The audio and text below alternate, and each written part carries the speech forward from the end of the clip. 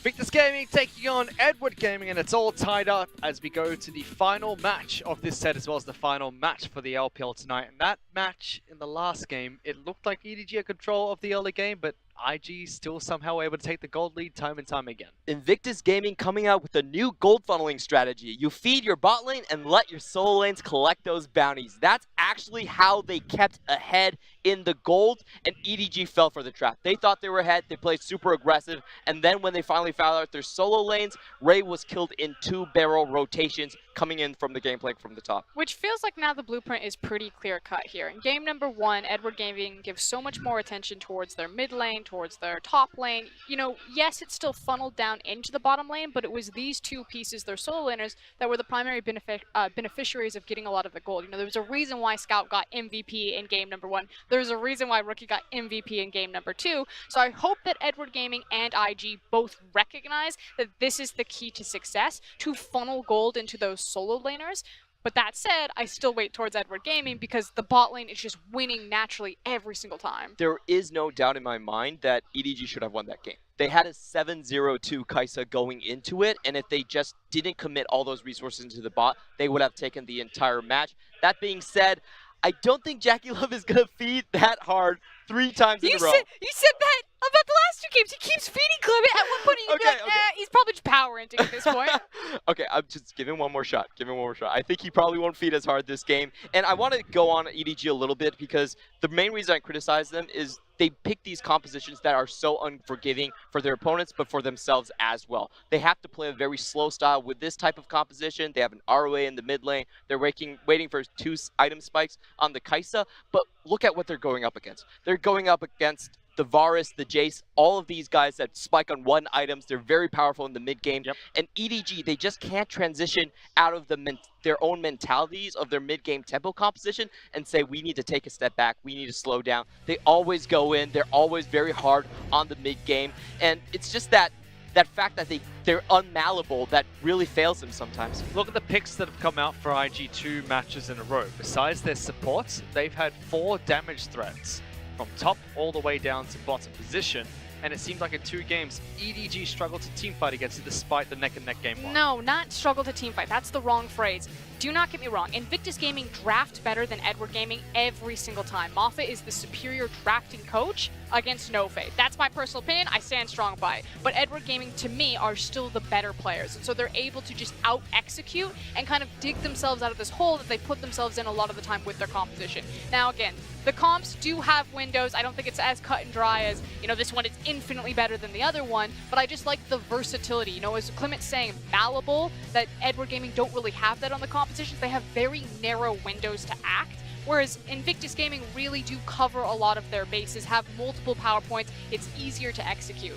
That said, it's still way too even when it comes to these games because IG still haven't learned how to teamfight correctly, and it's mostly capitalizing on Edward Gaming's mistakes rather than proactively just winning games. That's definitely true, and I think this match, this game 3, will come down to the mid laners. I felt like Scout outperformed Rookie game 1, and game 2, we couldn't find him anywhere. It's all about the level of pressure that the mid lane is able to give. It changes so much of the map because of that vision pressure, and it changes how the team can possibly set up for plays. Well, how can the rest of the team help that? If a lot of the focus is going to be on Scouts as well as Rookie in the mid lane, we see constantly EDG throwing resources towards the bottom side of the map, or we constantly see Ning try to track Haro. How do we actually help out the mid lane? I mean, the scary thing is that we know that Invictus Gaming know that that's a win condition for them. We do not know if Edward Gaming know that that's a win condition for them. Maybe they look and they say, we have faith in Scout, they're definitely building him up as a franchise player, but ultimately they keep playing towards the bottom lane, and they're investing too many resources into it and leaving the rest of their map starved, and you just can't do that against IG. They have too many talented players. Overall, I think for EDG, it's too late for them to switch out of their mentality. What they really need to look for is those first dragon teamfight compositions, something that can come online for them, and then have just one pick that goes well into the late game, so they can also teamfight IG. Because neither of these teams are known as good teamfighting teams. The better one, the one with the better comp, should be expected to come out. I actually really want to see a Rise pick out of Scout because I think it's the perfect security for them late game, as well as giving them that really strong early mid game presence. Well, let's see if we get that Rise pick, because we're going to go straight into Champions Slate for match number 3. Thank you so much, and we are right about to get into Champion Select for this Game 3 between Edward Gaming and Invictus Gaming, two massive organizations, and it all comes down to this. It had to be this way. Mako, first pick, blue side, Rakan. They played a bottom side, they put him on engaged supports, and now they've got the setup for it. And it's a challenge to IG to pick up the Xayah or just lose the combination in the bottom lane entirely. There have been proper responses there. Tom Kench comes to mind. A few Caitlyn Morgana lanes out there. Just a few, a handful. Morgana's not going to be a case just because we have the Alistar already locked in, but I wonder what the response is going to be since they decided. We'll see what the last pick. Oh, they've already picked him through. Yeah, Jace locked in once again for Invictus Gaming. Rookie saying, hey, I carried in game 2 despite what happened in the bottom lane. Whatever that was, I don't want to see it once again. So Balan says, great, I'll pick up some disengage, gets himself that Alistar. I think they should just pick up Nocturne here. I guess Haro is going towards the Trundle, but the Xin Zhao has been failing repeatedly. Even in their first game, it's been having a tough time ending the game because you really can't do too much other than your early and mid-game pressure. Once the game gets long enough, you have no range. You're forced to use your ultimate so often because you're such a fragile champion. So this time around goes with an engaged pick of Gragas. And that should provide a lot of setup for Haro. If we do see that go to Haro, there is the possibility of flexing it into the top lane. We've seen it before here in the LPL, as with a laugh and a smile, boy, he says, all right, I took that Kai'Sa snowball in game 1. And despite the shocked look on his face after looking game 2, he's going to return back to what worked for that laning phase. Yeah, he's coming back angry. That's what I like. Going back into this one, he knows he's better than Jackie Love after the 2 games that he has. So he's picking up the same pick. He has the Rakan and Gragas, so they have easier engage, so they don't find themselves in a problem in these earlier team fights where the engage from Xin Zhao just feels awkward. And now we're seeing Ning on that Trundle to opposite Haro on what we expect to be the Gragas, though again, that could be flex, we don't know yet. That's true. Last time he played that, he played against Snake, went top lane, ganked Flandre 3 times in 3.5 minutes, and walked away with 3 kills under his belt. That being true. I'm not saying that's going to happen to Ray this time, but just talking about how important those solo lanes have been for this series could factor into why Ning decided to take that Trundle. It always comes down to the mindset that you have, because back then, IG had phenomenal strength in the top side, and you're going up against Flandre, and that's where SOFM has found strength in. Yeah. This time around, you get to wonder if that's the case with Ray and how few resources he's been really getting. He almost wants you to gank him. That means that the rest of the map, it's the mouse effect, benefits. Is unlocked, yeah. And so that's the real question. I expect Ning to, if he's going to play towards the top side, it's because the counter pick for Duke is really spicy. Well, we'll see what Duke gets to take into that top lane as Malphite gets banned away from EDG as they look towards their final ban. Again, taking away that Swain and Lucian, perhaps trying to put Jackie Love on something unsafe. Though it must be noted, Ezreal is still an option. He could play a mage into this matchup and back away from iBoy. But that being said, do you think we're ever going to see iBoy willingly step back from a fight, especially against iBoy? Hey, that's no joke cover, by the way. Oh, yes! There we go. Follow up Han Sama in EULCS. Jackie Love locks in Draven, and there's a reason for it. We've seen it particularly in lanes of the range disadvantage. He knows that he has the advantage over Kai'Sa in the lane, just has to worry about the engage from Mako, so he feels fantastic. We saw what would happen in EU when it was just Misfits busting up the enemy team.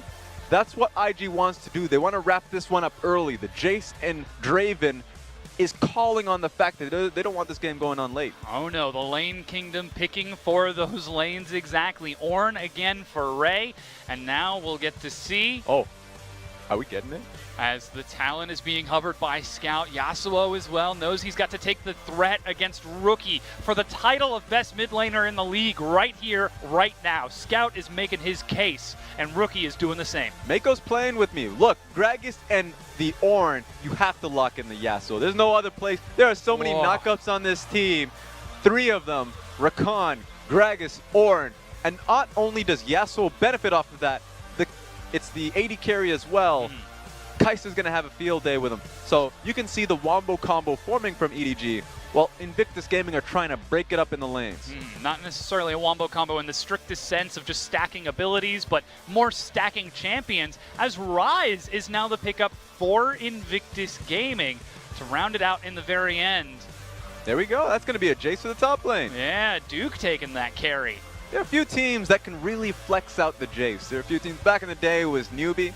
You can put it with Coco. You can put it up the top lane. There's sometimes where B feels like he can, you know, style with the pick. Yeah. This time around, of course, you have Rookie and Duke and the Shy. You can play wherever you want of both solo lanes. So, of course, Rise now in the mid lane is super difficult for Yasuo to deal with. Yasuo's going to have a rough time, even having to go cleanse here. Yeah, that Rune Prison is just so strong, and Rookie is one of the best Rise players in the world.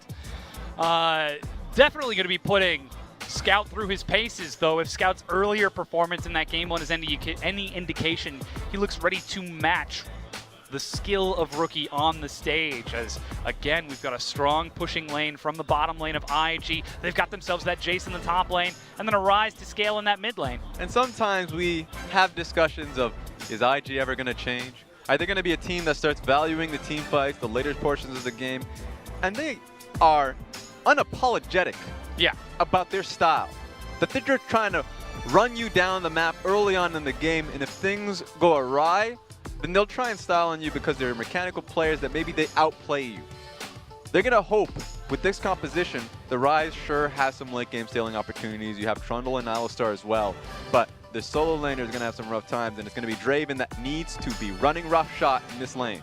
Already, we've seen EDG play towards that bottom side, but JackeyLove, despite 2 rough games, picks his signature champion in Game 3 in the Pride match against the other Prodigy AD carry of iBoy. Draven versus Kaisa. JackeyLove versus iBoy. And it's a real run of confidence. You don't get to see JackeyLove's Draven when it's a high-stakes situation.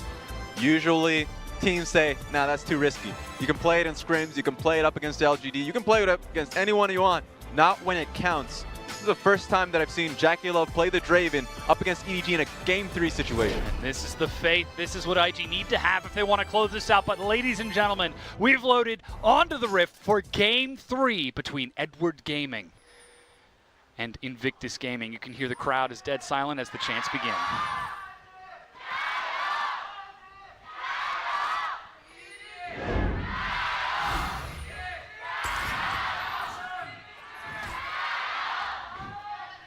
Why are you flexing emotes when you know that he's not going to see it? Ooh. What's even the point? That is a lot of emotes. What's even the purpose? And that Fizz artwork looks silly, by the way. I'm putting that out there. I do believe that is the point. He doesn't look like that. It's not up to scale. This is also iBoy's 100th game in the LPL. Congratulations, iBoy.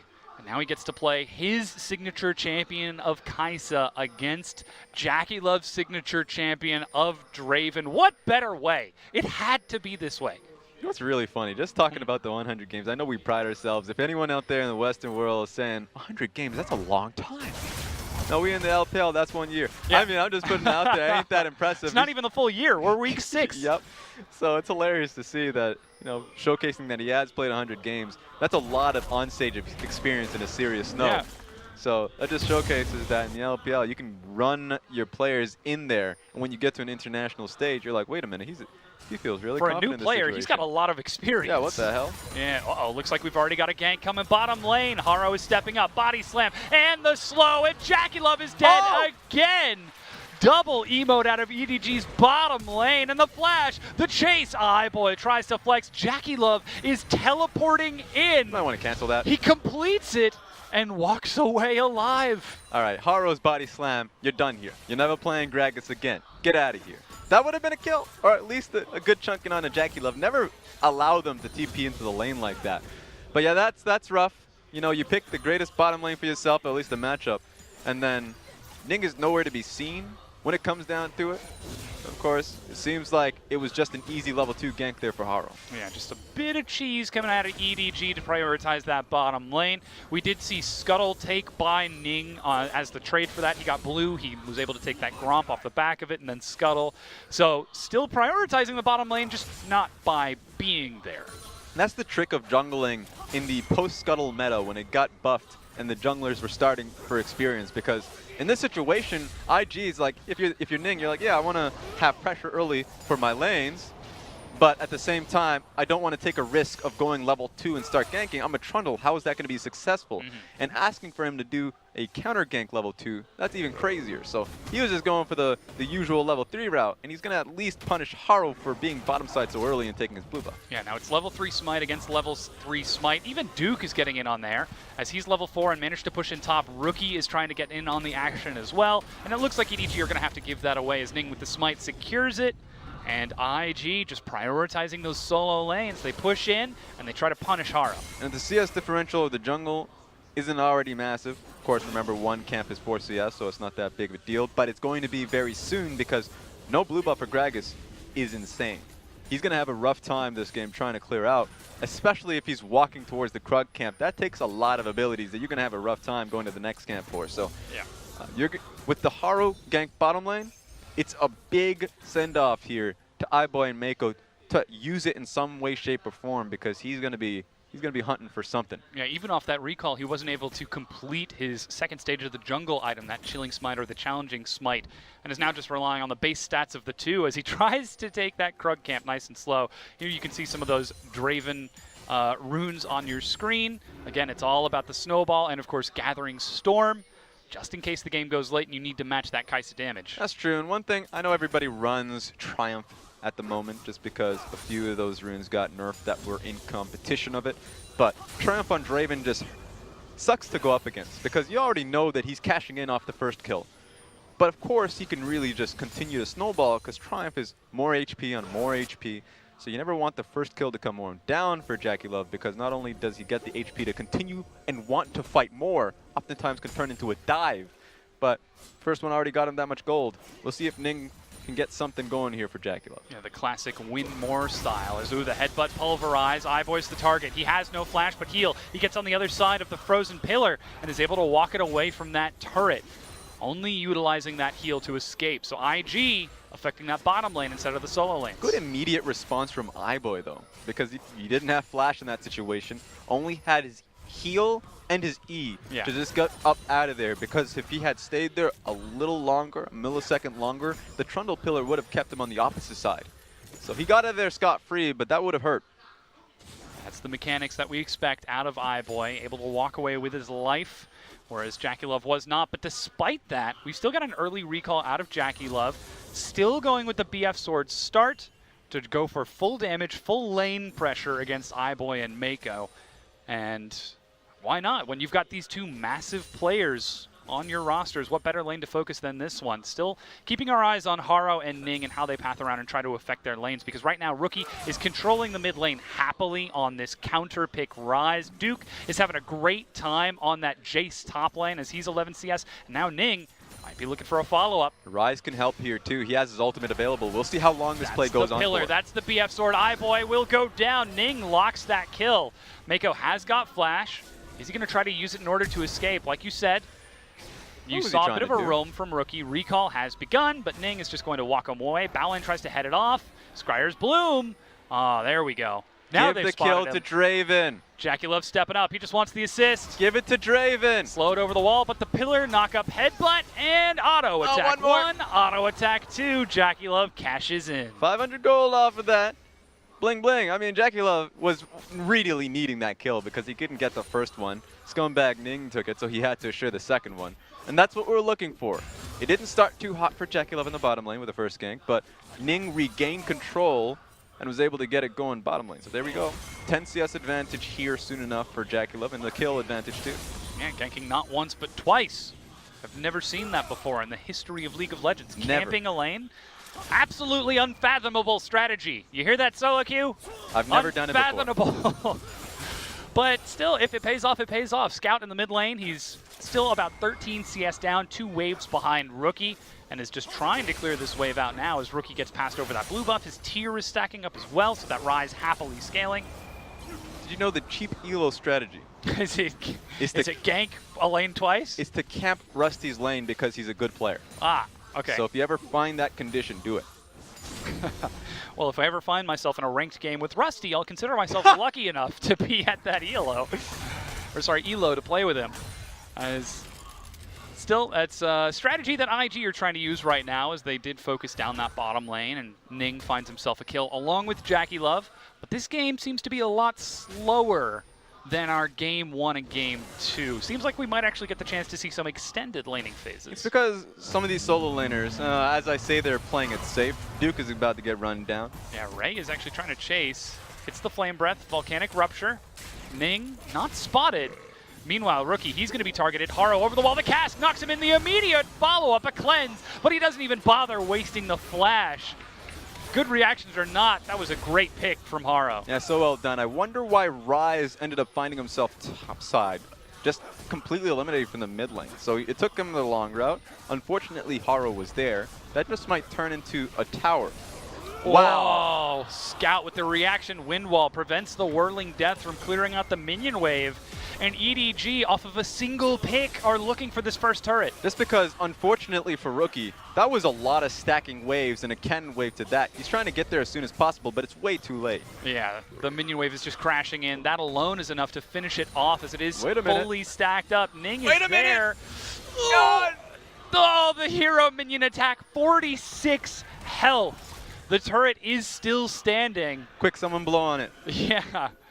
A strong breeze will bring that down, but now IG, they've got that sword of Damocles hanging over their heads. All of that standing gold for EDG is a very easy pickup.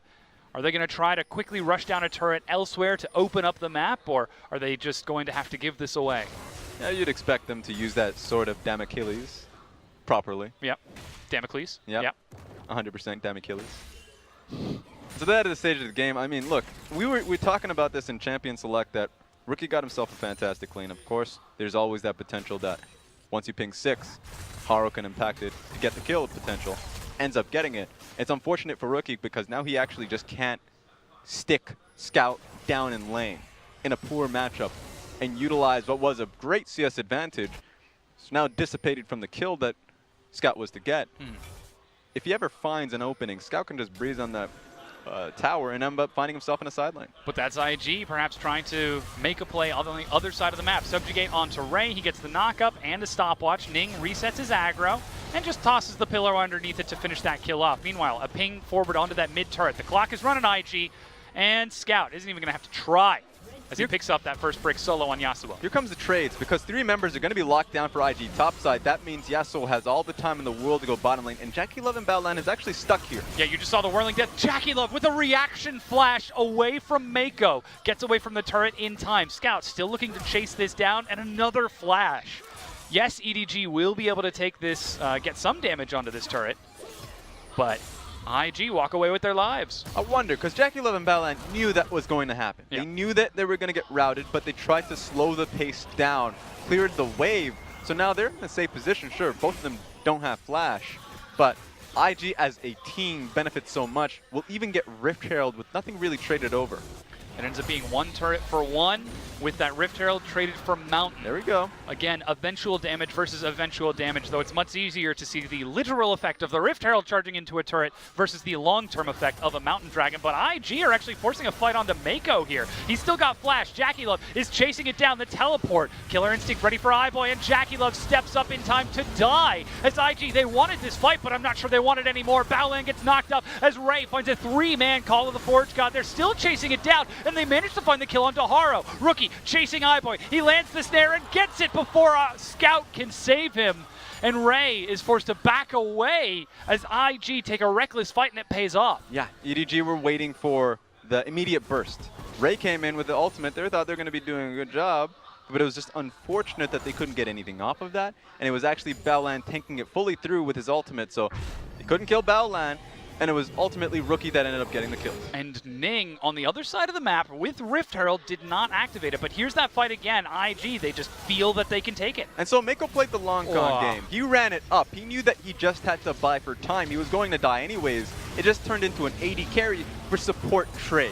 IG sticks through. Look at Rise and Jace trying to reposition, and Battleland just tanks it through completely. So while at the beginning of it, EDG feel happy about it, unfortunately they couldn't follow through on the Ornn ultimate, and the save couldn't come through with the wind wall. So EDG started off well, but couldn't finish it. The mechanical outplay by Rookie to get past the minions, to walk past Haro, trusting Duke to finish off that kill and find the secure. That's the sort of teamwork that we expect out of Invictus Gaming, especially between Duke and Rookie as Scout tries to push this wave in. But still, IG, they seem to be taking these fights off of feeling and feeling alone, and it's somehow paying off time and again against EDG. You might stack them pound for talent as, whoa, Hex Flash. Okay, Balan. All right, I see you. Go sideways.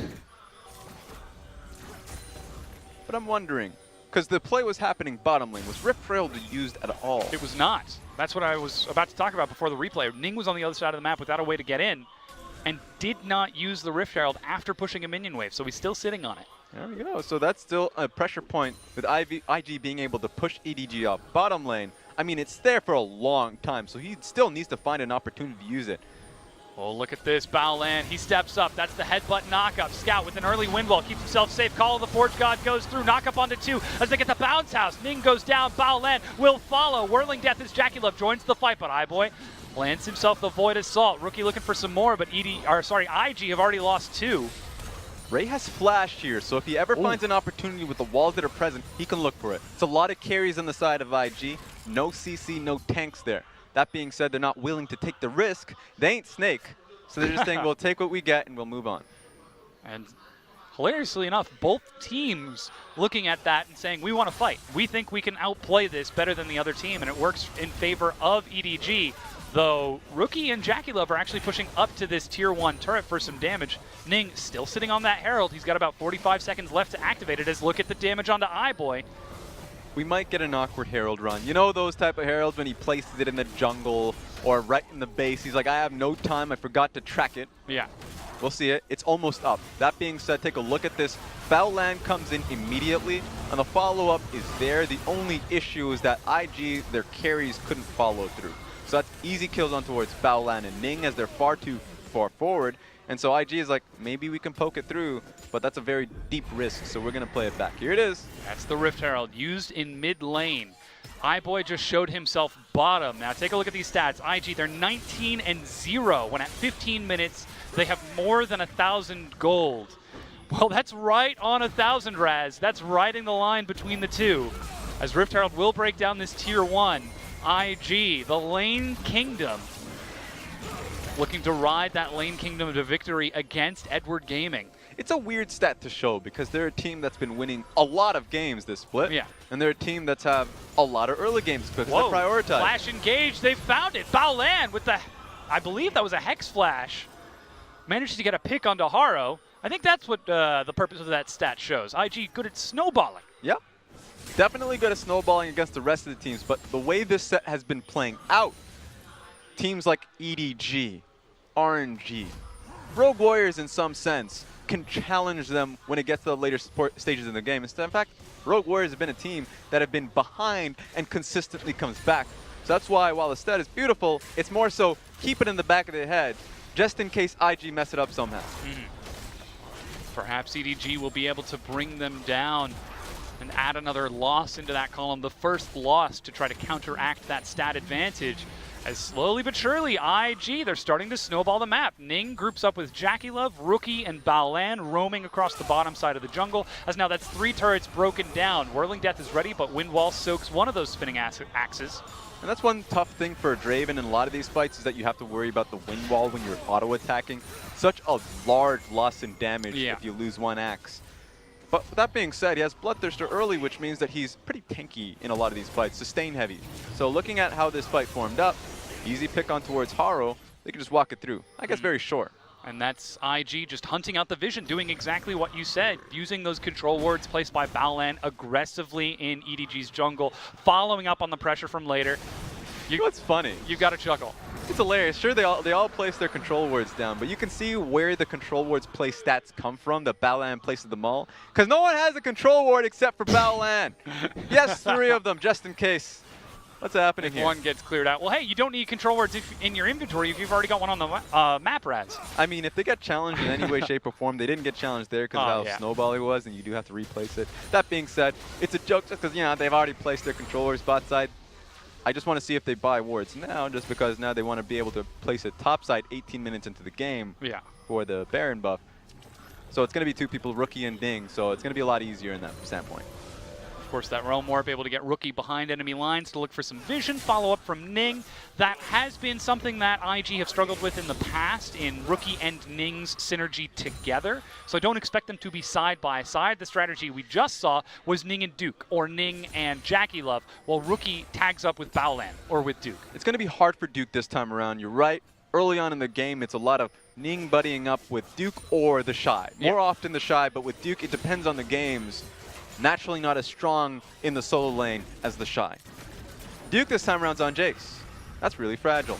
And a lot of that is, if we ever get, you know, what happened in game 1, where Scout tries to come bottom lane, this time it's going to be iBoy. If he gets that kill, IG has to go pedal to the metal for these towers. Look at this, and that's what they're doing. EDG are caught not defending a minion wave, and they lose a tier 2 because of it. iBoy looking for a kill onto Duke in the bottom lane. They should be able to find it as he's knocked up. iBoy finally finds himself onto the board, but IG, they've still got 4 members on this side of the map. Yeah, and that's a big risk if you are iBoy there. Because in most situations, you do that if the wave is in a proper position.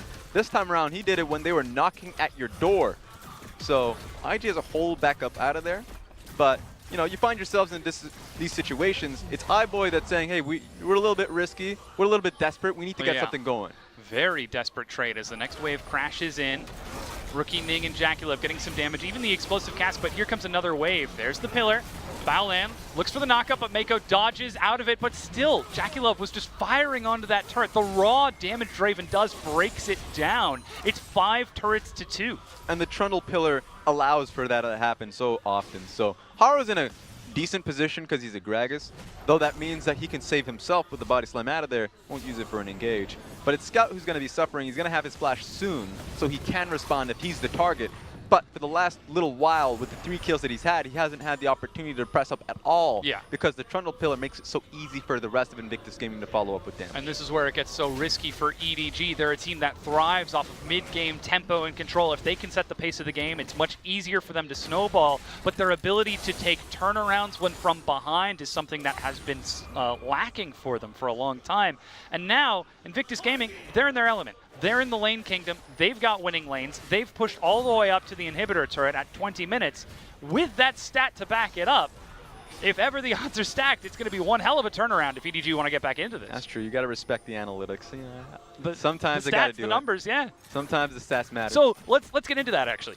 What does EDG do to get back in? Is it a late game team fight against Invictus Gaming, who they've lost the past 2 games off of team fights from? You say late game, but I think it just means that finding that one person. Right now it's Jackie Love. He's a little bit far off, but he's respecting it and backing away because Mako, he has flash. He's Rakan. It's always that one button press that really makes the difference if you catch out that one pick.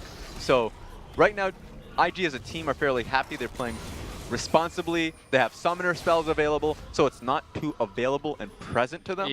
But in those situations, that's what you aim for, looking for the mistakes, because while in scrims, maybe you FF out of it, but in these kind of games, you wait, you keep a watchful eye for those opportunities. Yeah, and that's exactly it. I think you said it right on the money, is that IG, they're playing responsibly. This isn't the reckless IG from Spring Split that would just apply non-stop pressure to you until you caved.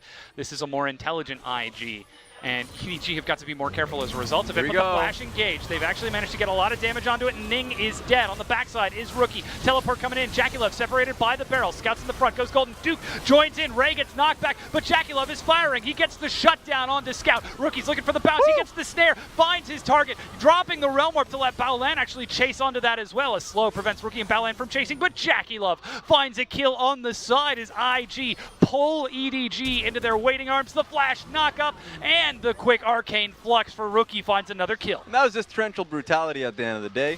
The way the fight was placed, there is no touching Rookie and Jackie Love behind the wall. At that point, what are you going to be doing if you're EDG? You play front to back, and they had some targets, but not the right ones, and that's what counts. Invictus Gaming get a crucial team fight, and they get the Baron. And the Baron picked up. 7,000 gold advantage, 22.5 minutes in. It started with EDG looking for a pick, but with incomplete vision. Jackie Love and Rookie in great positions here. So while Ning dies early, who the hell cares?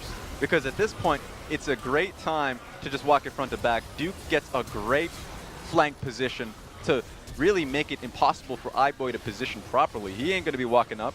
So is this the great fight for IG? The rare team fights you get out of them. That certainly is strong team fight. IG showing that growth, but now they've got that Baron buff. Now they're sieging up to the base of EDG. You can see it was not Stormrazor's second out of Jackie Love. It was Infinity Edge Zeal. And though Scout has picked up his own Infinity Edge, and we've got 2 items on that Kaisa as well, IG are explosive in this matchup. And let's see if they're still playing responsibly here as they start trying to push up to the base of EDG. It's insane. Right now, Ray is going to have a tough time dealing with Jackie Love. Has the 15% true damage off of the Infinity Edge. Has Conquerors as well, so peeling away the armor with him. So Jackie Love is a tank at this point. A tank in the sense that he'll run you over. So that's pretty nice to see. Wait a minute, it looks like the fight's happening. Oh, Ning is once again the target, but he flashed. He didn't use that last time, and look at the damage Jackie Love is doing. Now, he was tagged by that Void Assault. iBoy will force him to back away as he penetrates through the shield, but no. Rookie brings the drop ship in. Minions up to the turret. Still, he's trying to play with fire as EDG are racing to defend. This is going to be rough. I mean, it's going to be tough just because you now have Rookie on side lane with teleport. Didn't even feel the need to join that bottom lane fight because it was butchered on the side of EDG. So now you have to deal with the bottom lane pushing in while Rookie is having at it in your top lane tower. Yeah, and here comes the siege. Jackie Love is standing nice and far back as Smite will clear out that minion wave. Duke just waiting for the cooldown on Shock Blast as he pulls attention away. And IG playing perfectly with Rookie on the far side. He takes down the inhibitor, and still IG are just standing there. Look, Jackie Love understands that he's the president. Oh, wait a They're second. turning onto Rookie, and they've actually found him. That's the killer instinct knockup we're looking for, is Mako getting the engage. They found Duke over the wall. Now it's 4 versus 5, but IG still setting up the siege. Jackie Love steps forward. It's a number down here, so it seems like this is your opportunity if you're EDG. Knockup hits Baolan. The cask finds Jackie Love onto the side. Mako looks for it, but Baolan with a 4-man knockup. Jackie Love begins to start chucking axes. Ning and Duke come in from the side. Knockup onto 2 as Scout goes forward, but he dies to Jackie Love. Not caught in the CC and chucking those big old meaty axes. And now EDG, their base is under siege. 1 inhibitor down, and IG rotating for the second. Yeah, they're going to try and take as much as they can. 2 inhibitors, both bottom lane and top lane, are hefty advantages there. So, I wonder if IG is going to back it on up. 26 seconds on Scout. Some teams would try and end. Rookie has got teleport. He's bringing in the cavalry. Freshly stacked and full health. Mako eats a spinning axe as he makes his way in, but Rookie steps forward. IG looking to close this series out. They turn onto the Nexus. Call of the Forge God. They need to get Rookie. They need to get Jackie Love, but Baolan with the headbutt denies the knockup. Mako will go down as Jackie Love chases down the kills. iBoy versus Jackie Love, mano y mano, but IG have got the team behind them. They're going to step up onto the Nexus. Jackie Love flashing the wind wall, gets the last attack, and ends this rivalry between him and iBoy. Respect the lanes, respect the early game. IG ends it early. Super well done from them, and honestly, there was some progress being seen throughout 3 games in the set. You saw teamfight victories from IG. Something we said that we would never see from IG. They're starting to get better while they're at the top. So lessons being learned from their end while still keeping true to that early game mentality. And that presence is now something that truly is to be feared as they are 10-1 in the standings. One of the best teams in the league right now are Rift Rivals representatives getting to play against their former allies. But as they take a bow in front of the crowd, it's off the back of Jackie Love. It's off the back of Rookie. It's off the back of Duke. Those laners stepping up in such a huge way throughout the course of this series. Yeah, and you see the fan signs out there. I love IG. Of course you do. They won the set. Oh, yeah. There we have it. I mean, the fans out there have been pouring in love from Game 1 to Game 3. It's the first time we get to see IG come out ahead of EDG. Remember summer of 2017 where they lost off of West's engage. Yeah. So that kind of engage, I think that really haunts them. The career-ending flash, as it's called. Now you flash back, you come all the way over here, fast forward, I mean, to this time, and it seems like Invictus Gaming have the tools available and are now gunning for them. in the playoffs. Especially in a game against Edward Gaming, because not only do they have the tools this time, as they did last time, but now they have the discipline. They have the fire to not crack under pressure in these massive on-stage games. Rookie in that series on Cassiopeia was the one who was falling down, who let IG go. But now he's played against SKT at Rift Rivals. Now he's played against EDG and shown that pride. And what I like about this game, really at the end of the game, and I know Rookie got cat out on the top side, whatever. Jackie Love. Jackie Love recognized that Rookie was pushing up top lane, and that recognizing that he's been getting picked out a few times throughout the series, plays it super safely, had a phenomenal game 3. Wouldn't be surprised if he gets MVP this game. It was a great progression from game 1 to game 3 for him. Yeah, and I'd love to hear the analyst desk take on that Jackie Love performance, because again, that game 1 was so rough with the 2v2 kills. Game 2, the exact same thing with Haro's interaction down there. But then game 3, it finally goes the other way, even after he gives up first blood. So the tenacity is something that has to be respected. Strong mentality, and of course he called in his jungler, so communication came in strong there. Proper early game. Well done from Invictus Gaming as they move on. And now it's time for our analyst desk to break down that Invictus Gaming series win. Thanks, guys. And Clement predicted it right. He got a 2-1 prediction to Invictus Gaming. We lost him. I was going to give him a sticker, so it's mine now. Congratulations, Clement. But you thought EDG were going to take this one. Unfortunately, we're not able to. And I know from what you were telling me during the game itself, came down to draft once again, where it just seems like IG were able to outdraft. Yeah, I pieced out during draft phase. As soon as I saw that Gragas lock, and I was like, I guess it's going to be one of these days, Edward Gaming. That's cool, whatever. When you prioritize a Gragas that early in the draft, you want to gank level 2, which is exactly what happened. And Clement had an interesting discussion where we kind of went back and forth, is it worth it on a level 2 gank if you burn your flash to get it? Because it puts your jungler so far behind, and then on repeat, Ning then just counter-ganked every single time in the bottom lane and shifted that focus back. And because Draven died so early, it's not like he lost a lot of stacks there. So the issue is that they flashed the Trundle. I would have rather had the Trundle Rise combo. You actually see Invictus Gaming have it. We talked about it in the pre-show. IG did it. It is so devastating. And then also using the draft to flex the Jace around and bait out the Yasuo pick. I said it before, I'll say it again. Invictus Gaming draft better than Edward Gaming every single time.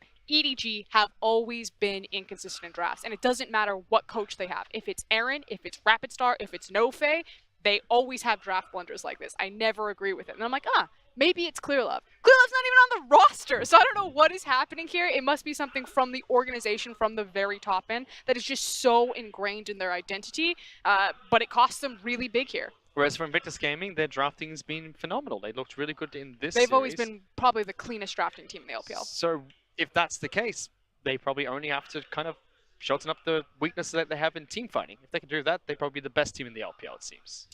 Well, yeah, that's what we said about Spring, but then here comes RNG. So, yeah, it's also about the talent, unfortunately, in the LPL. It's not just the team fighting, but it's also having the ability to make those miracle performances. I think the MSI argument is a really good instance to showcase kind of where Invictus Gaming fall short and why they're not the best, because Invictus Gaming do not win MSI the way that RNG did it, because they cannot play that style, because you saw, again and again, Jackie Love had a decent Draven game this time around, but he was also giving repeated ganks, repeated resources. And I don't look at that game and say, yeah, Jackie Love on Draven was the carry. Nah, I'm looking at Rookie, and I'm like, Rookie was the carry. And that was the other matchup that we were looking towards. Rookie going up against Scout, and Rookie picks up an MVP for his Game 3 performance on Rise. And surprise, surprise, this series came down into the mid laners. And Scout, when he got the favorable matchup, when he got the resources, which Edward Gaming didn't even mean to put the resources into Scout, they find success. Now this time around, Yasuo, he got the early 600 gold. It kind of felt like Edward Gaming were going the route again, but the fact that it was such a hard counter pick, that the Jace was flexed into the top lane, baits out the Yasuo,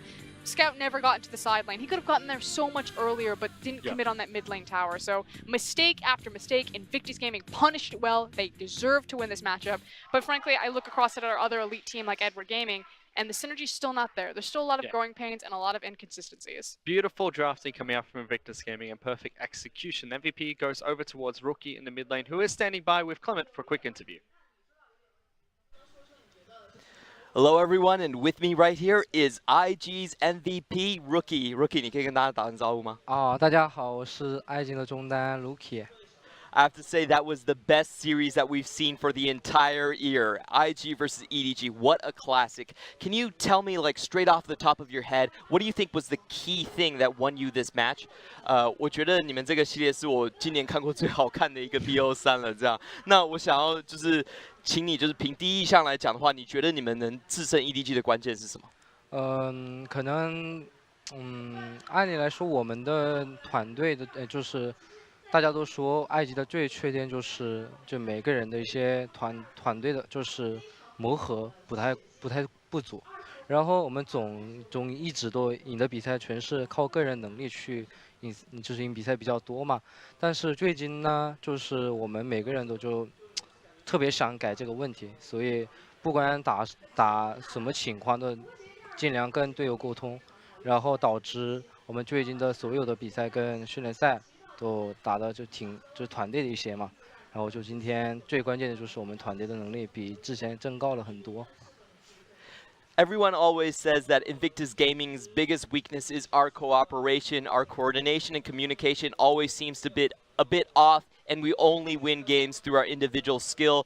And this split, everyone has been committed to solving this problem. So in our recent scrims, in our recent games, we made extra efforts to communicate with each other more often. And I think really winning this series was all about the communication and how we play together as a unit.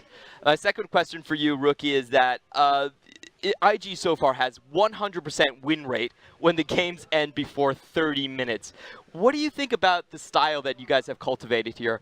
第二个想问你的问题是，目前 IG 只要打是低于30分钟的比赛，胜率是100%，一场都没有掉过。那我可以问一下，你们对你们这种打法风格的话，大概有什么样的评价吗？因为我们还是比较喜欢的打法，还是就是靠个人的线上能力去打开局面，这种的打法比较多嘛，所以大家都说我们的赢得比赛的时间很快，然后很快就结束了，然后都说让那个公园就早下班啊什么的，所以其实就是我自己跟我们下路的，就是性格就是在线上一定要打出优势，然后慢慢用这个有时滚雪球这种的打法，对我们来说已经是我们的特色的一个点吧。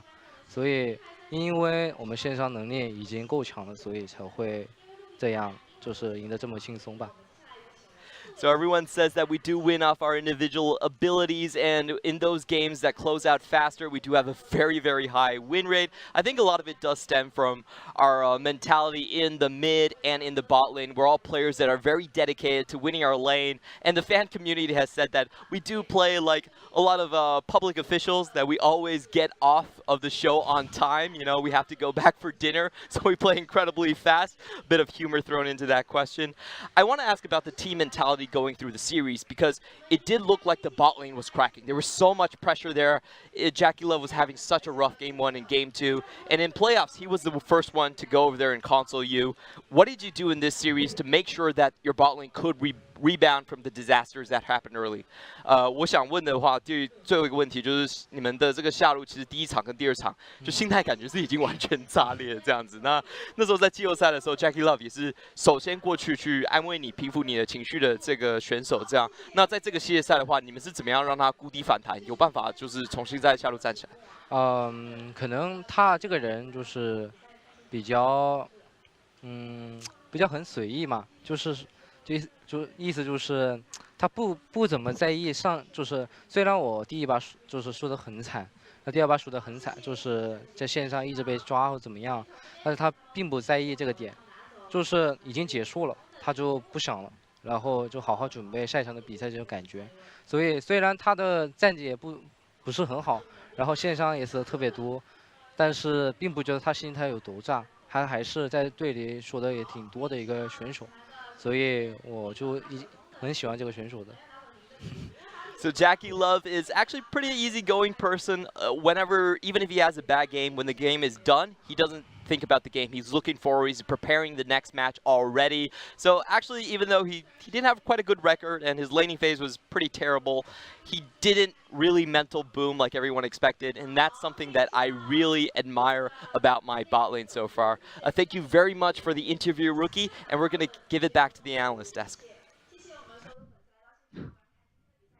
Thank you, Clement, and goodbye, Rookie. But thank you for joining us for that quick interview. Nice to hear that, Jackie Love always looking forward, not as emotionally as affected. And I like that Rookie's providing some insight that he feels like the biggest problem in IG's team at the moment is their lack of communication.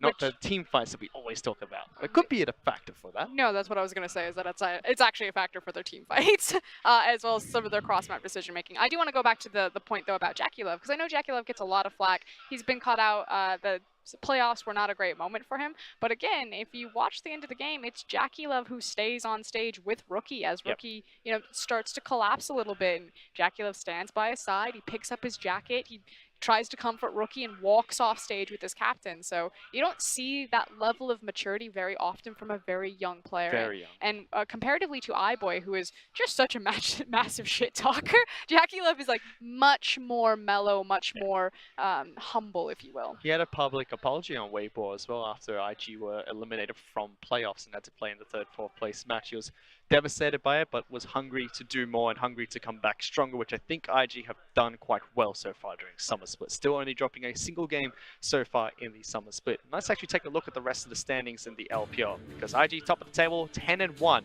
now 2 points ahead of both RNG as well as JDG. I think RNG needs to feel a little bit of heat. They've got a game in hand, but JD are right on top of them and also have the head-to-head matchup. So there is a very real possibility where RNG are going to have to make another gauntlet run if they continue to slip down the standings without Uzi. They've got a nice buffer between themselves as well as Suning, but they do have to watch out for JD. That was the team that took down their victory when RNG started in their home stadium in Beijing. On the western side, Rogue Warrior is still on top, with EDG dropping down to 7-4. Snake now very close to second place. Yeah, and the real race here for me is actually in the 4th place spot. The fact that TOP, FPX, even OMG all have a shot at this one, it's maybe not the brawl that you wanted to watch, but it's still exciting nonetheless. Yeah, still about a week and a few days of cross-conference left, so we'll be able to see which teams are able to leapfrog moving closer towards intra-conference round 2 as well as the playoffs later on in the year. But we can take a look at the matches that we have tomorrow,